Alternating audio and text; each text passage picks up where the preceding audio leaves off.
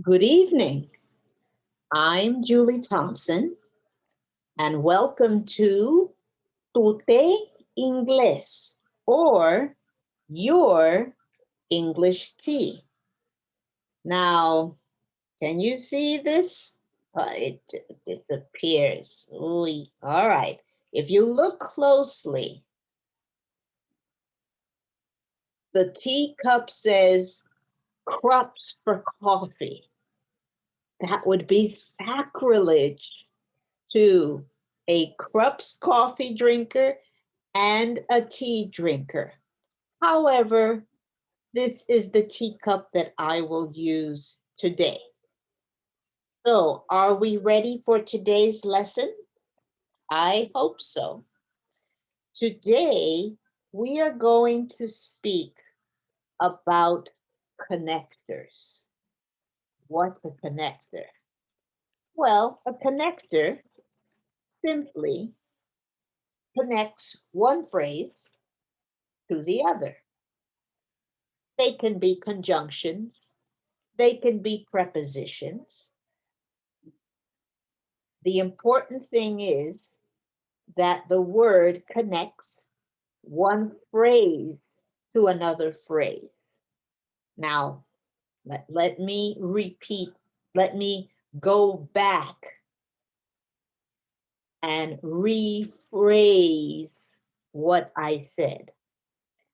Connectors are usually conjunctions. However, sometimes you can use one word as a conjunction and that same word as a preposition. And there's even one that you can use as a preposition, which shows the relationship between one word and another, or a conjunction, which connects one phrase to another, or even an adverb, which describes a verb. All right, so, but what we are talking about is connectors or conjunctions. So if you're looking at the map, you will see that there are 7 types of connectors. There are ones that add, in other words, they add one phrase to another. There are others that describe time periods. There are others that are sequential. In other words, they tell you the order of each event. There are contrast connectors, which contrast one idea with the other. There are conditional connectors, which means that this phrase will happen under these conditions. And then there are connectors of reason.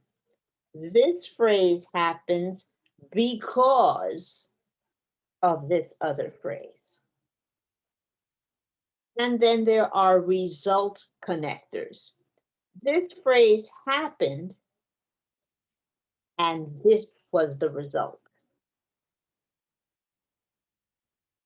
By far, the easiest connector to remember is the word and.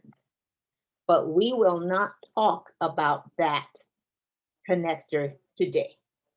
So we're going to speak about each connector, each kind of connector, and I will give you one sentence for each type of connector. All right? Before I speak anymore, let me have a sip. Yes, I do drink my tea sometimes with my spoon in. If it's an English tea, I really shouldn't. This is the better way to do it. That's better. All right. So let's start. So the first type we have is the addition connectors. What do addition connectors do? they add one phrase to another. What does that mean? All right. Today we're going to be in the kitchen making Italian tomato sauce. All right. So, first thing we do, did you bring did you bring tomatoes as well as onions? So what's the connector? As well as. So we had the phrase, did you bring tomatoes? But we needed to bring something else. So did you bring tomatoes as well as onions? We could also say, did you bring tomatoes and onions? So the tomatoes and the onions need to be added together. So the phrase is as well as. That's an example of an addition connector. Let's try for another type of connector. Let's talk about time connectors. All right, now, what would be a time connector? How could we put a time element to our Italian tomato sauce adventure? How about this? We started cooking as soon as we got the tomatoes and, which is another one, onions. Do you see how that works? We started cooking is a sentence by itself, but now the idea of bringing the tomatoes and the onions is involved. So we started cooking as soon as, in that same minute as we got the tomatoes and the onions. We started cooking as soon as we got the tomatoes and the onions. So we're going to start cooking now. So we need another kind of connector. What kind of connector do we need? We need a sequential connector. So we need a series of sequence, but we need a sequence here. Sequential, sequence, order of events. So first, actually, let me put it in capital letters so I don't forget. So first, or firstly, sometimes you'll hear people say firstly. Firstly, we started cooking the onions. Next, and that's a connector because now we know what was first. What happened next? Next, we put in the garlic. Then, so first, next, then we added the tomatoes. Finally, at the end, we put in the basil, albahaca en español, oregano, parsley, perejil, and salt. Yes, I know that there are other spices that you can use for an Italian tomato sauce. I even put more things into this. So actually, even I put more things into this. But we'll leave it at that very simple recipe. Okay, so now we have a sequence. First or firstly, we cook the onions. Next, we put in the garlic. Then we add the tomatoes. Finally, we put the basil, oregano, parsley, and salt in. By the way, if you can find them fresh, that's better. If you can buy them fresh, that makes the sauce so much better. Just a little personal tip from me. All right, so we've talked about addition connectors, time connectors, sequential connectors. What's next? The contrast connector. Okay, so let's clear the board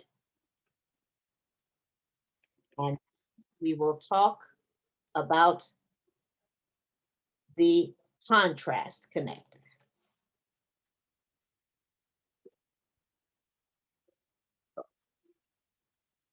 Connectors, sorry.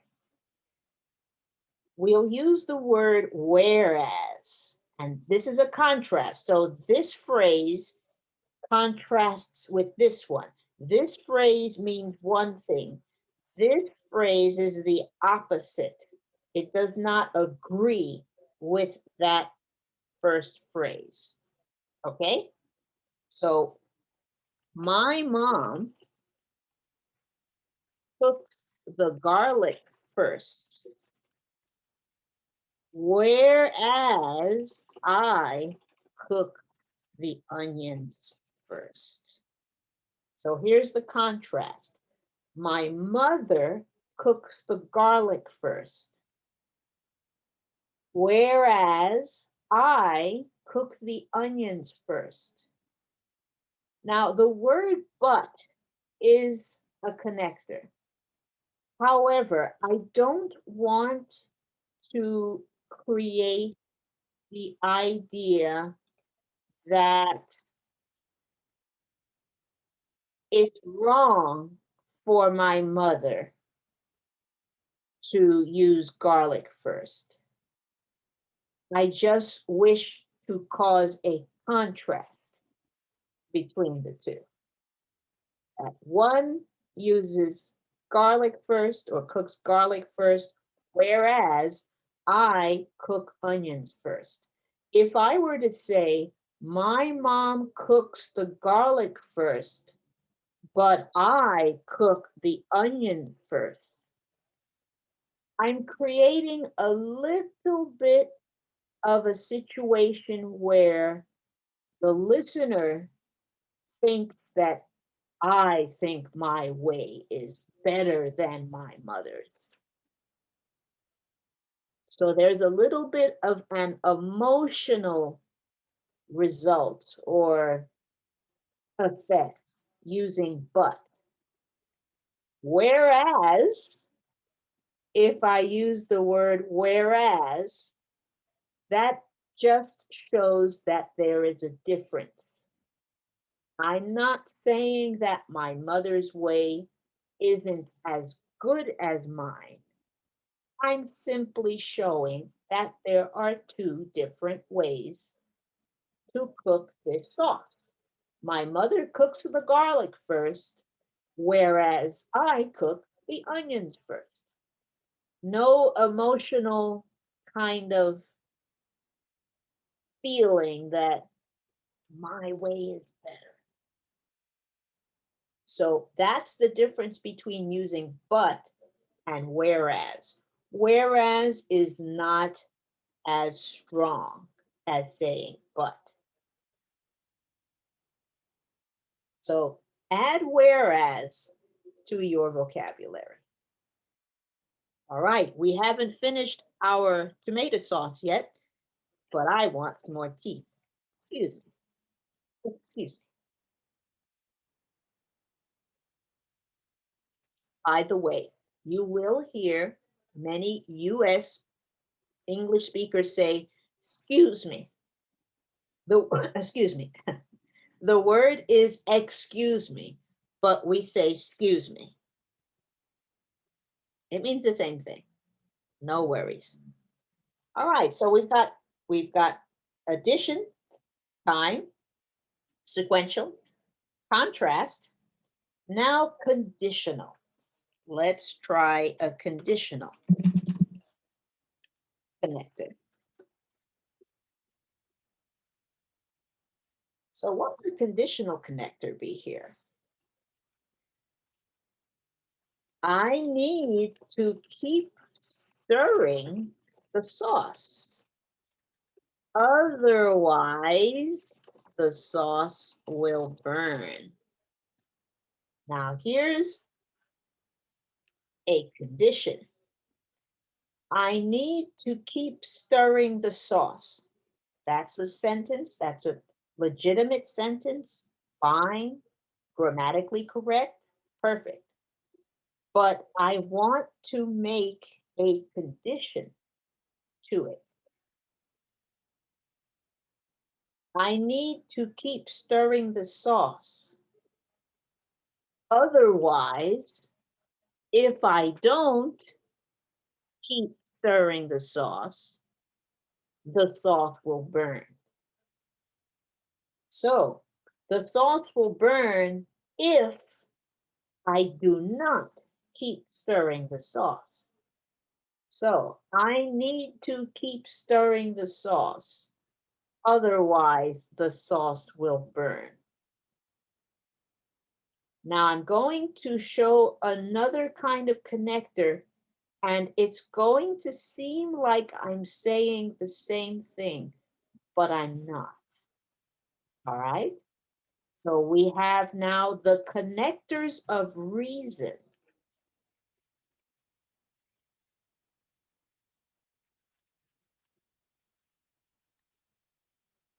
So I need to keep stirring the sauce because the sauce will burn if I don't.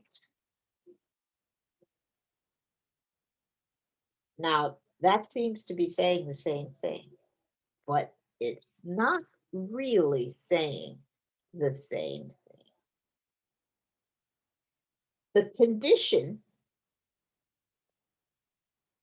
is the sauce will burn if I do, well, actually, let me say that again. I need to keep stirring the sauce. Otherwise, the sauce will burn. So there's a condition there. The sauce will burn if I don't keep stirring the sauce. Now we have the connectors of reason. I need to keep stirring the sauce because the sauce will burn if I don't. Here's a difference that you can see that will help you to see which is the conditional connector and which is the connector of reason. I cannot add the phrase if I don't to this upper phrase. I can't say I need to keep stirring the sauce, otherwise the sauce will burn if I don't. An English speaker is going to say, oh, you don't need to say if I don't, if you're using the word otherwise. However, for the connector of reason, if I use the word because, then if I don't makes sense. I need to keep stirring the sauce because the sauce will burn if I don't. That's a very subtle difference. It almost seems like they could be synonyms, but they're not. They're this close. So one is a condition. One expresses the condition. One expresses the reason. Does that make sense to you? It will if you keep practicing. And once you start reading more words with otherwise, and more words with, excuse me, more sentences with otherwise, and more sentences with because, you will start to see the difference. But otherwise expresses conditions. Connected because expresses the reason. Right? One more. Now we're going to talk about result connectors. And you're not going to be happy with this result of this sentence. Okay, rats. Now, have you heard people say rats? If you are familiar with the US cartoon Charlie Brown, they say rats all the time. It means, oh, too bad this happened. So what was I supposed to do with that sauce? I was supposed to keep stirring it. Otherwise, the sauce would burn. I needed to keep stirring that sauce because if I don't, the sauce will burn. But what happened? If I say rats, something happened to that sauce, didn't it? Since, and here we have a word that in one sentence, it can be a preposition. In another sentence, it can be an adverb. And in this sentence, it's going to be our connector. Since I had to do this to Té Inglés